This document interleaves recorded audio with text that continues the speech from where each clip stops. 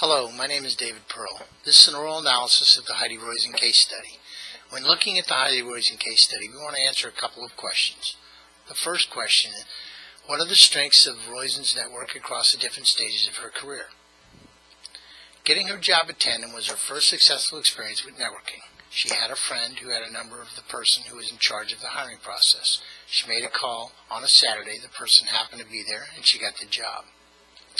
Early on in her job at Tandem, she actively worked to build relationships with senior-level people. She was able to do this due to the nature of her role. Although she was just building her network, she worked hard at it and was always prepared when interacting with them.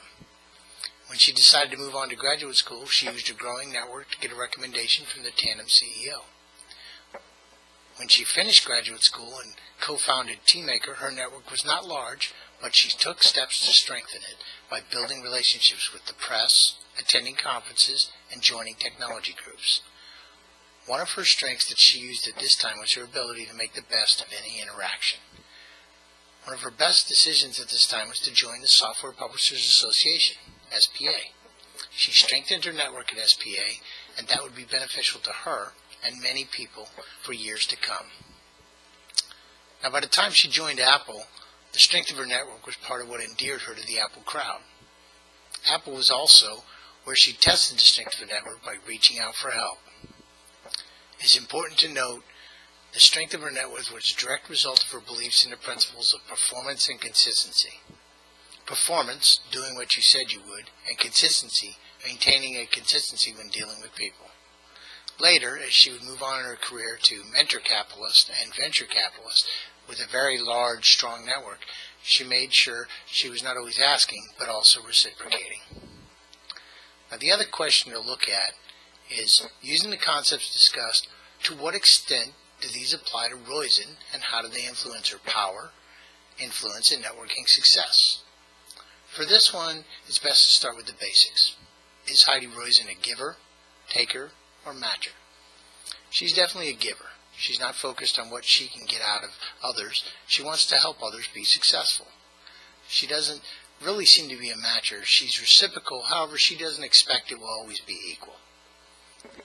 Now, I don't know Heidi personally, however, from the case study, her giving does not seem to be influenced by whom she interacts with. She seems to be the person that strongly influences others. With this influence comes power, but she does not abuse it. She's almost overly cautious not to overuse her power of influence. She's very persistent about following through and being consistent. She has an excellent reputation. This allows her to have a great deal of influence and keep her network strong. Now, this is an area where others can lose over time without having the same level of persistence. She demonstrates that a giver can be very successful, keeping in mind the big picture and not personal gain. Givers build their networks for use by themselves and others. Heidi is the epitome of this, and at this point has made it her career. I think her time at Apple reflects she recognized the possibility of burnout, something common with givers, and took steps to change her situation. Now, taking a look at what it takes to be productively generous, Heidi has a great understanding of the concept. She demonstrates that she knows when to say no, and she gives realistic feedback. And as mentioned before, she recognized potential burnout and worked to avoid it. She's a giver but keeps an eye on self-interest also. Heidi also demonstrates she can ask as well as give. Givers need to be able to receive also. Now, when it comes to harnessing the power of persuasion, Heidi clearly understands these concepts too and demonstrates them regularly. She generally likes people and people like her. Many of her network connections started as friends or became friends after meeting professionally. As mentioned before, reciprocity is one of the things she believes in strongly. She will ask for favors from her network, but she will also return them. She also believes in consistency, being consistent in your actions and keeping your word. She also exposes her expertise to others, and people look to her as an expert. Being an expert affords her a great deal of power and influence.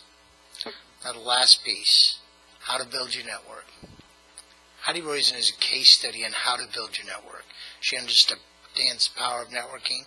She understands the benefits of shared activity, whether it's parties at her house or being part of the Software Publishers Association, and ultimately its president. Even though Heidi has a large network, she is always looking to make new and better connections. Heidi Roizen truly demonstrates that a giver can be highly successful. She uses the power of persuasion in a positive way and has built a strong network with the goal of helping others.